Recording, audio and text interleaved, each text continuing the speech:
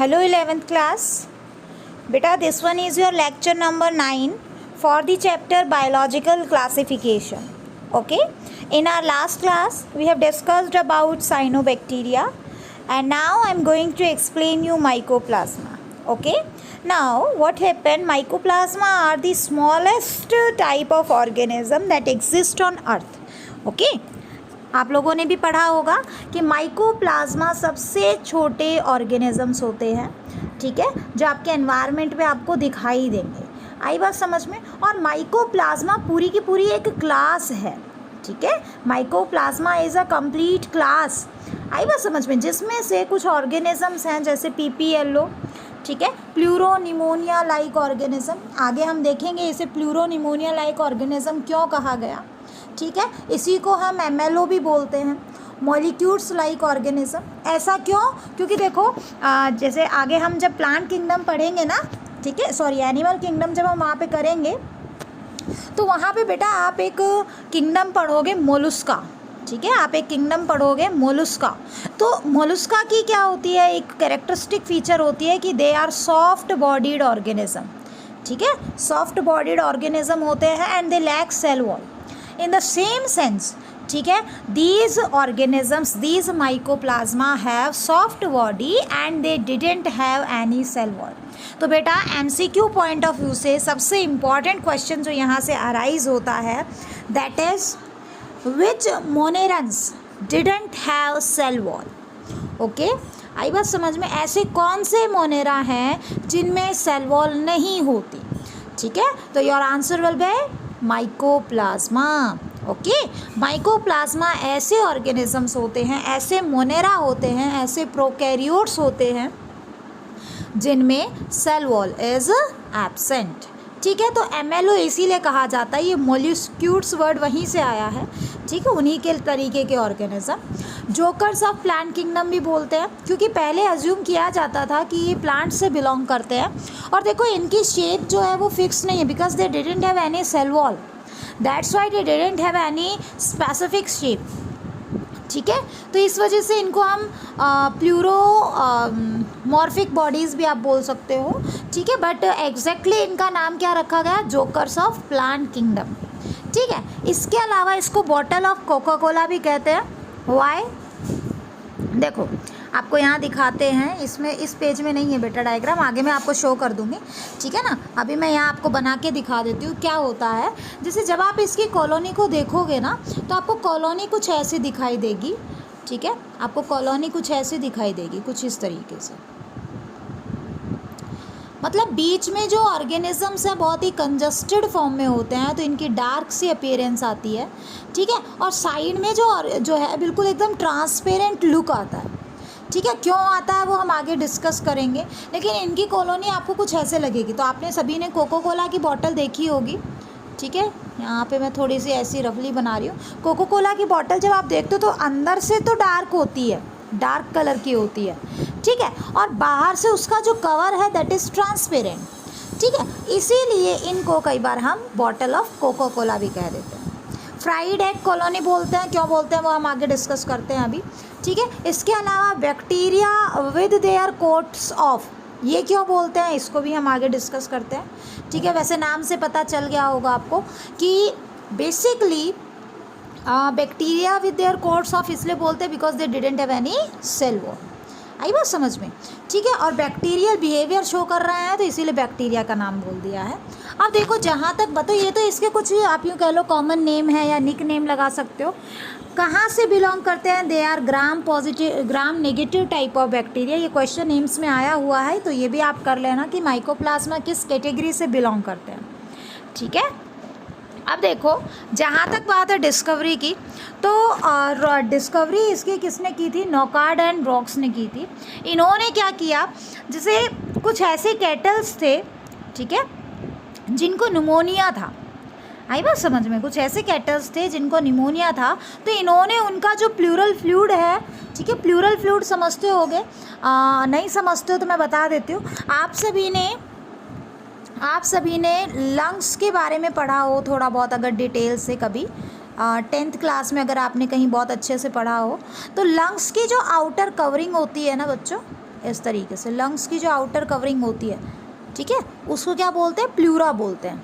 इस outer covering को क्या बोलते हैं हम, प्लूरा बोलते हैं, ठीक है। और ये जो कवरिंग है इसके भी दो पार्ट होते हैं, एक तो आपकी लंग्स से अटैच होता है ये वाला पार्ट, और एक लंग्स से दूर होता है। जो लंग्स से अटैच होता है, ठीक है ना, उसको विसरल प्लूरा बोला जाता है। जो बाहर की तरफ है, ठीक है, उसको आउटर प्लूरा बोला जाता है। और इन दोनों के बीच में एक प्लूरल फ्लूइड भरा हुआ होता है, ठीक है। तो क्या होता है कि जब निमोनिया के जो बैक्टीरिया हैं उनका जब इन्फेक्शन होता है तो ये बेसिकली लंग्स को इफ़ेक्ट करता है, ठीक है। और ये प्लूरल फ्लूइड एल्वियोलाई आपने अगर पढ़ा हो, लंग्स के अंदर जो एल्वियोलाई होती है, 10th में था alveoli, site of exchange of respiratory gases, ठीक है। कुछ सैक लाइक स्ट्रक्चर्स होते हैं, बैग लाइक स्ट्रक्चर्स, ठीक है, जहाँ पे एक्सचेंज ऑफ रेस्पिरेटरी गैसेस होता है। तो ये प्लूरल फ्लूइड वहाँ पे जो है डिपॉजिट होना स्टार्ट हो जाता है, ठीक है। तो इन्होंने क्या किया, ऐसे कैटल्स जिनको क्या था, निमोनिया था, ठीक है, ऐसे कैटल्स जिनको निमोनिया था उसका प्लूरल फ्लूइड निकाला, ठीक है। और क्या नाम दे दिया उस प्लूरल फ्लूइड को, उसको नाम दे दिया PPLO, ठीक है, प्लूरो निमोनिया लाइक ऑर्गेनिज्म, ठीक है। प्लूरा से निकाला गया निमोनिया करने वाला ऑर्गेनिज्म, ठीक है। बाद में बॉरेड ने जो है इनको नाम दिया एस्टेरोकुकस, ठीक है। बैक्टीरियल बिहेवियर शो कर रहा था और शेप कुछ स्टार शेप उन्हें दिखाई दी तो उन्होंने एस्टेरोकुकस रख दिया। लेकिन अल्टीमेटली नोवेक ने क्या किया, इसको एग्जैक्ट नेम दिया, दैट वाज माइकोप्लाज्मा। ऐसा क्यों, क्योंकि इसका जो स्ट्रक्चर था वो फंजाई की लाइक था, ठीक है। इसका स्ट्रक्चर देखो, mycology is study of fungi, ध्यान रखना ये आगे हम पढ़ेंगे। Mycology is study of fungus कह लो, स्टडी ऑफ फंजाई कह लो। तो फंगस का स्ट्रक्चर कुछ इस तरीके का होता है, ठीक है।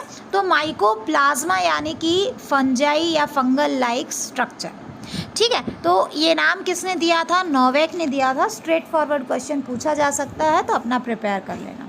नेक्स्ट है बच्चों की हैबिटेट की अगर हम बात करें तो जनरली हमें सॉइल के अंदर, सीवेज वाटर के अंदर, ठीक है, इसके अलावा प्लांट्स के अंदर इन्फेक्शन भी कॉज करते हैं, कुछ एनिमल्स के अंदर एज अ पैरासाइट रहते हैं, ठीक है। तो हैबिटेट में आप इतना ही करिए। रेस्पिरेशन की जहाँ तक बात है तो दे आर फैकल्टेटिव एनरोब।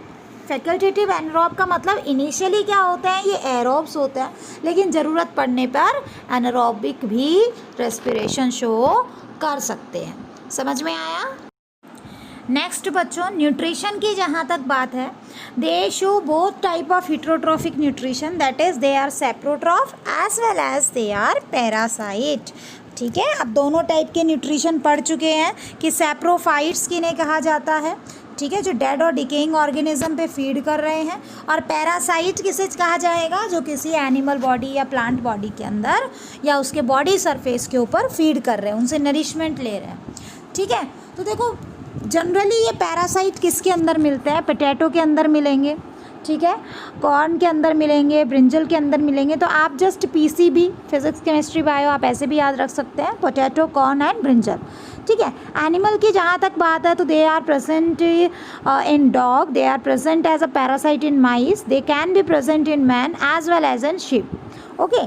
तो ये क्या है, इनका न्यूट्रिशन है, यहाँ से ये बेसिकली अपना न्यूट्रिशन लेते हैं, ठीक है। अब बात है जहाँ तक स्ट्रक्चर ऑफ माइकोप्लाज्मा की, ठीक है, स्ट्रक्चर ऑफ माइकोप्लाज्मा की जहाँ तक बात है तो बेटा स्ट्रक्चर देखो आप अच्छे से करना, दैट इज़ मोर इम्पॉर्टेंट, ठीक है। स्ट्रक्चर को आपको सभी को अच्छे से करना है। क्या होता है देखो NCERT में सिर्फ एक लाइन लिखी हुई है माइकोप्लाज्मा पे, लेकिन आपको अगर थोड़ा सा बोनस चाहिए, आपको बाउंसर टाइप ऑफ क्वेश्चंस आपको अटैम्प्ट करने हैं तो आपको माइकोप्लाज्मा अच्छे से पढ़ना पड़ेगा। और ज़्यादा हार्ड नहीं है, बहुत ही ईजी सी चीज़ें हैं। देखो होता क्या है कि कम्प्लीटली यहाँ पे आपको क्या दिखाई देगा, सेल मेम्ब्रेन दिखाई देगी, ठीक है। ये जो आपको दिखाई दे रही है ये कम्प्लीटली सेल मेम्ब्रेन है, ठीक है। और सेल मेम्ब्रेन ट्राइलेमिलर है।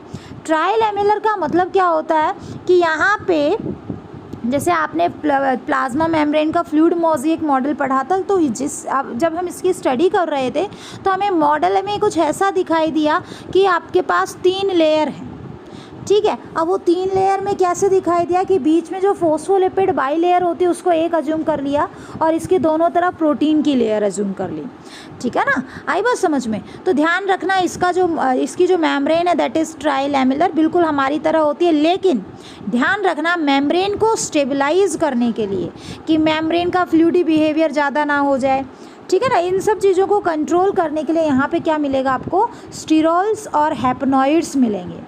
आई बात समझ में, ठीक है। आपको स्टीरोल्स एंड हैप्नॉइड्स मिलेंगे। These are certain compounds which are responsible for maintaining the structure of cell membrane in case of mycoplasma.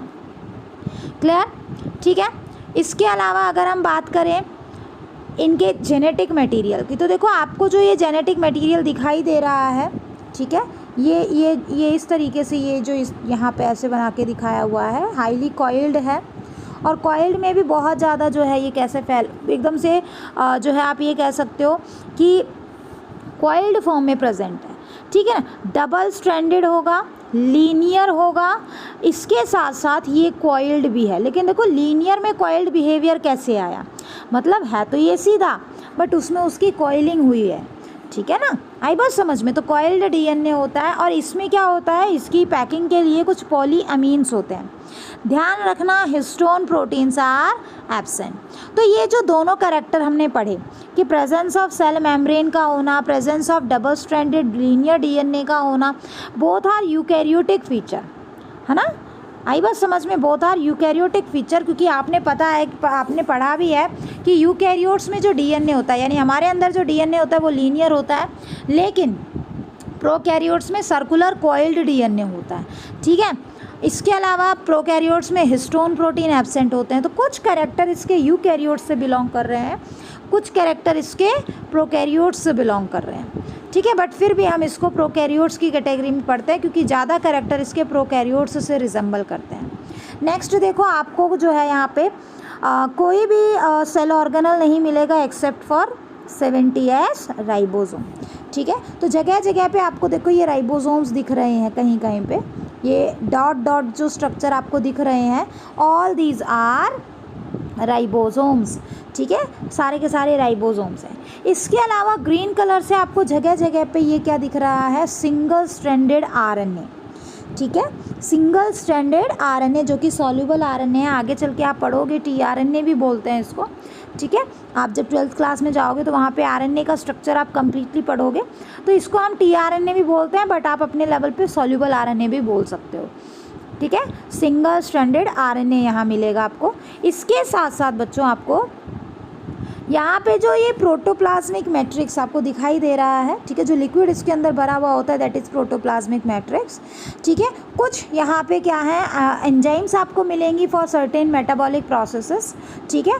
और ये एंजाइम्स फ्रीली साइटोप्लाज्म में भी अवेलेबल हो सकती हैं, जैसा कि आप यहाँ देख रहे हो, ठीक है। And they may remain associated with the plasma membrane, okay. कई बार ये प्लाज्मा मेम्ब्रेन के साथ इंटरनल सरफेस पे अटैच्ड फॉर्म में भी मिलती हैं।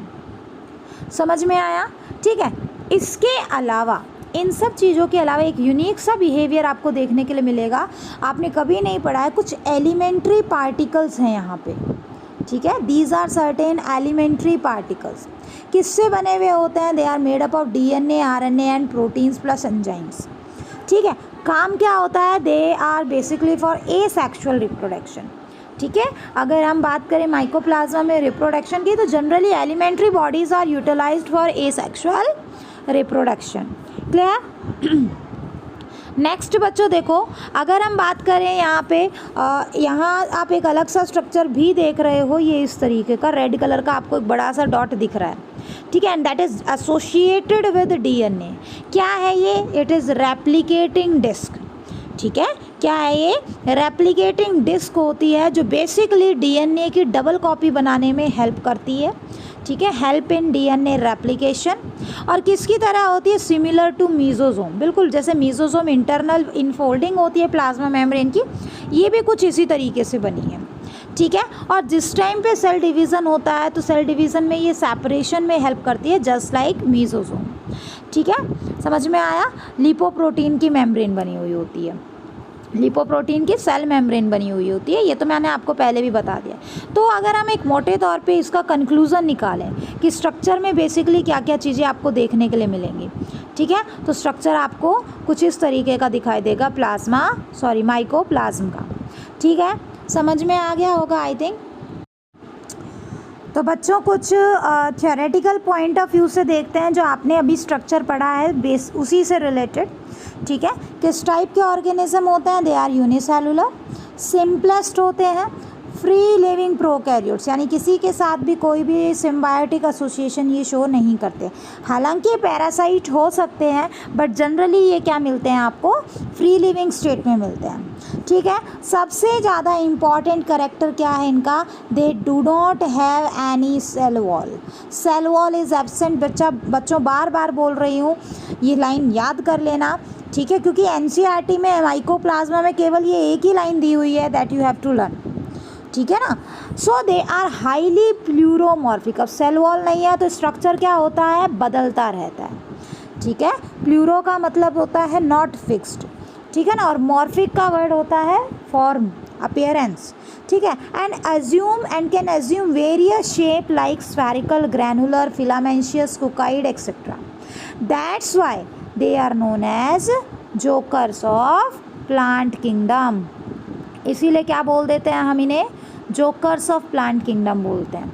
क्यों बोलते हैं जोकर्स ऑफ प्लांट किंगडम? देखो, जोकर ऐसा पर्सन है जिसका अपना कोई वजूद नहीं होता, ठीक है ना, जिसको आप जिस पर्टिकुलर जो है फील्ड में डालोगे वो वैसा ही बिहेव करना स्टार्ट कर देगा। ठीक है, हंसाने वाला, जिसका कोई एक फेस नहीं है, जिस सब कुछ जो है इंटरमिंगल्ड है, तो हम जोकर उसको बोल रहे हैं, नॉट डिफाइंड को बोल रहे हैं। तो प्लांट्स किंगडम के अंदर हमने इसको जो उस प्लांट किंगडम मतलब प्लांट कैरेक्टर्स को भी ये शो करता है। ठीक है ना, तो इसीलिए, लेकिन शेप और साइज़ फिक्स नहीं है तो इसको क्या बोल दिया? Jokers of plant kingdom. क्योंकि शुरू में जब इसकी डिस्कवरी हुई थी तो माइकोप्लाज्मा को हम प्लांट्स एज्यूम करते थे। अब धीरे धीरे हमने जब अपनी कैटेगरीज अलग से बनाई हैं, एक नई क्लासिफिकेशन बनाई है, उसके अकॉर्डिंग ये किस में आता है? प्रोकैरियोट से बिलोंग करता है। ठीक है, सेल मेम्ब्रेन हमने देखा। ठीक है ना, सेल मेम्ब्रेन क्या होती है? आउटर लिमिटिंग मेम्ब्रेन होती है, मतलब कि ऐसी मेम्ब्रेन जिसके अंदर सारी चीज़ें होती हैं, आउटर मोस्ट मेम्ब्रेन आप कह सकते हो। ट्राई मेम्ब्रेन स्ट्रक्चर होता है, लिपोप्रोटीन की बनी हुई होती है। ठीक है, अब क्वेश्चन आता है कि इनको फ्राइड एग अपीयरेंस क्यों बोलते हैं? तो देखो बच्चों, जब कल्चरिंग प्रोसेस करवाया जाता है, जब इन माइकोप्लाज्मास को ग्रो करवाया जाता है, ठीक है, तो मैंने आपको बताया था कि कॉलोनीज़ कुछ इस तरीके की होती हैं। ठीक है, कॉलोनी कुछ इस तरीके की होती है कि बीच में क्या होगा? ओपेक रीजन, और साइड में क्या होता है? ट्रांसपेरेंट रीजन होता है। ठीक है ना, इसी वजह से इनको क्या कहा था हमने? जो है बॉटल ऑफ कोका कोला कहा था। और देखो, एक एग को जब आप फ्राई करते हो, एक एग को जब आप बॉयल करते हो, ठीक है ना, उस केस में भी तो आपको यही दिखता है कि बीच में एग यॉक होता है और साइड में एल्ब्यूमिन जो ट्रांसपेरेंट होता है कि नहीं? है ना, तो वही एक अपीयरेंस से आ जाती है इसकी जब हम इसकी कल्चरिंग करवाते हैं। तो that's why they are also defined as bottle of Coca Cola. ठीक है, इसके अलावा सेल्स जो होते हैं वो जनरली नॉन मोटाइल होते हैं, मूव नहीं कर सकते। ठीक है, कोई मूविंग टाइप का जो है मूवमेंट नहीं होगा इनके अंदर, क्योंकि फ्लैजिला एब्सेंट है। हाँ, कुछ हद तक ये gliding type of movement show करते हैं। ठीक है, प्रोटोप्लाज्मिक मैट्रिक्स यानी कि उसके अंदर जो लिक्विड भरा हुआ है उसमें क्या होंगे? आपको क्या क्या दिखाया था? कुछ तो राइबोसोम्स दिखाए थे 70S टाइप, कुछ फैटी सब्सटेंस होते हैं, प्रोटीन कंटेंट होता है। ठीक है, एक ऑर्गेनाइज्ड टाइप ऑफ न्यूक्लियस होता है, एक organized nucleus, endoplasmic reticulum, Golgi apparatus, plastid, mitochondria, lysosome, centrioles, flagella. ठीक है, ये सारे यूकैरियोटिक सेल ऑर्गेनल्स हैं, and all these type of cell organelles are absent. ठीक है, इनमें से न्यूक्लियस ऑर्गेनाइज्ड नहीं होता, इनमें से ना ER होती है, ना GA होती है, ना प्लास्टिड होता है, ना माइटोकॉन्ड्रिया, ना लाइसोसोम, ना सेंट्रियोल, ना फ्लैजिला। ठीक है ना, सिर्फ आपको राइबोसोम्स मिलेंगे। DNA और RNA दोनों मिलेगा इनके अंदर आपको। DNA डबल स्टैंडर्ड लॉन्ग होगा, कॉइल्ड होगा, लेकिन जो RNA होगा वो सिंगल स्टैंडर्ड फॉर्म में होगा, और राइबोसोम में भी प्रेजेंट होता है, प्लस साइटोप्लाज्म में फ्री फॉर्म में भी आपको सॉल्युबल RNA मिलता है। ठीक है, एंजाइम फ्रीली भी प्रेजेंट हो सकती है, and they may remain associated with plasma membrane. समझ में आया बच्चों? ठीक है, नेक्स्ट देखो, सबसे इम्पॉर्टेंट चीज़ जो आपको माइकोप्लाज्मा के बारे में पढ़ना है, ठीक है, these are the smallest group of organism. Starting में जब मैंने आपको स्टार्ट करवाया है टॉपिक, उसी में मैंने आपको बता दिया था कि they are the smallest group of organisms. और इनमें भी सबसे छोटा कौन सा होता है? माइकोप्लाज्म गैलीसेप्टिकम, ठीक है, माइकोप्लाज्म गैलीसेप्टिकम, ये नाम आपको याद करना है। और इसका साइज़ अप्रॉक्सीमेटली 0.3 माइक्रोमीटर होगा, ठीक है। They are generally resistant to antibiotic. Why? क्योंकि आपको पता है कि मोस्टली एंटीबायोटिक किस पे अटैक करती हैं? सेल वॉल पे। जैसे पेनिसिलिन की बात करें तो वो पेप्टिडोग्लाइकन की फॉर्मेशन रोक देगी, है ना। तो मोस्टली, सभी की बात नहीं कर रही हूँ, बट मोस्टली एंटीबायोटिक्स जो होती हैं वो सेल वॉल पे अटैक करती है, और यहाँ पे कोई सेल वॉल नहीं है, इसीलिए पेनिसिलिन हो गया आपका, ठीक है, बेसिट्रेसिन हो गया, ये कुछ ऐसे पर्टिकुलर एंटीबायोटिक्स हैं जिनके लिए इनसेंसिटिव होते हैं, रेजिस्टेंट होते हैं। अगर आप पेनिसिलिन डालोगे भी तो माइकोप्लाज्मा की डेथ नहीं होगी। लेकिन कुछ ऐसी दवाइयाँ भी हैं जिसके लिए सेंसिटिविटी शो करते हैं, ठीक है, वो भी किसकी कैटेगरी में आते हैं? आपके एंटीबायोटिक की ही कैटेगरी में आते हैं। जैसे कि ये इम्पॉर्टेंट है, स्ट्रेप्टोमाइसिन, इराइथ्रोमाइसिन एंड क्रोमोफेनिकॉल, ठीक है ना। ये क्या करते हैं? ये एंटीबायोटिक ही हैं, और इसके लिए माइकोप्लाज्मा सेंसिटिविटी शो करेगा। सेंसिटिविटी शो करने का मतलब, मान लो आपके पास 2 प्लेट है, ठीक है, इसमें भी माइकोप्लाज्मा और इसमें भी माइकोप्लाज्मा। अब क्या है, आपके पास 2 एंटीबायोटिक हैं। पहला तो आपने लिया पेनिसिलिन और दूसरा आपने लिया स्ट्रेप्टोमाइसिन, ठीक है। जब आप पेनिसिलिन डालोगे तो माइकोप्लाज्मा नहीं मरेंगे, पेनिसिलिन के लिए ये रेजिस्टेंट है। क्यों? क्योंकि पेनिसिलिन सेल वॉल पे अटैक करती है और इनमें कोई सेल वॉल होती नहीं है। लेकिन वहीं पे आप एक और एंटीबायोटिक यूज़ कर रहे हो, स्ट्रेप्टोमाइसिन, उसके इफेक्ट में ये मर जाएंगे। क्यों? क्योंकि ये मेटाबॉलिक इन्हिबिटर है, ये सेल वॉल पे अटैक नहीं करेगा, या किसी ना किसी मेटाबॉलिक एक्टिविटी पे अटैक करेगा, जिसकी वजह से इनकी डेथ हो जाती है। स्ट्रेप्टोमाइसिन की जगह अगर आपने इराइथ्रोमाइसिन डाल दिया तो भी ये क्या हो जाएंगे? मर जाएंगे। आई बात समझ में? ठीक है, तो इस तरीके से आपको क्या करना है, ये कॉन्सेप्ट को अच्छे से लर्न करना है। They are insensitive to penicillin because they lack cell wall. Next important, they can pass through bacterial proof filter. इतना छोटा साइज़ होता है कि जो बैक्टीरिया प्रूफ फिल्टर होता है ये उसमें से भी आसानी से पास हो सकता है, ठीक है। अब आगे चल के जब हम वायरस पढ़ेंगे तो हमें पता चलेगा केवल वायरस ही ऐसे ऑर्गेनिज्म है जो बैक्टीरिया प्रूफ फिल्टर से पास हो सकते हैं। तो कहीं ना कहीं इसका बिल्कुल स्मॉल साइज़ का होना वायरल बिहेवियर को भी रिप्रेजेंट कर रहा है, ठीक है। तो this feature resembles with virus, लेकिन they can be grown on abiotic medium containing sterols, ठीक है। So they are not considered as virus. अब इस लाइन का मतलब समझो। देखो वायरस क्या होते हैं बच्चों, वायरस को जब आप एबायोटिक मीडियम में ग्रो करोगे, एबायोटिक मीडियम का मतलब जहाँ पे लिविंग लाइफ नहीं है, ठीक है ना, वहाँ पे आप ग्रो करोगे तो वायरस ग्रो नहीं करेगा। आई बात समझ में? क्योंकि वायरस को जब अपना लिविंग बिहेवियर शो करने के लिए किसी ना किसी पर्टिकुलर होस्ट की ज़रूरत होती है, एक लिविंग सेल की ज़रूरत होती है। अगर वो लिविंग सेल से बाहर है तो वो क्रिस्टल की फॉर्म में है, एक नॉन लिविंग सब्सटेंस है, ठीक है ना। तो वो कभी भी अबायोटिक मीडियम में ग्रो नहीं करेगा। लेकिन आप अगर माइकोप्लाज्मा को ग्रो करवाओगे तो वो ग्रो कर जाती है, यानी कि उसका खुद का अपना एक लिविंग बिहेवियर है, ठीक है। तो उसको हम वायरस भी नहीं बोल सकते। आई बात समझ में? ठीक है, तो ये सारी बातें बेटा सारी की सारी बातें माइकोप्लाज्मा के बारे में थी। आप लोग अच्छे से कर लेना। कई बार बाउंसर क्वेश्चंस की फॉर्म में यहाँ से क्वेश्चंस पूछे जा सकते हैं।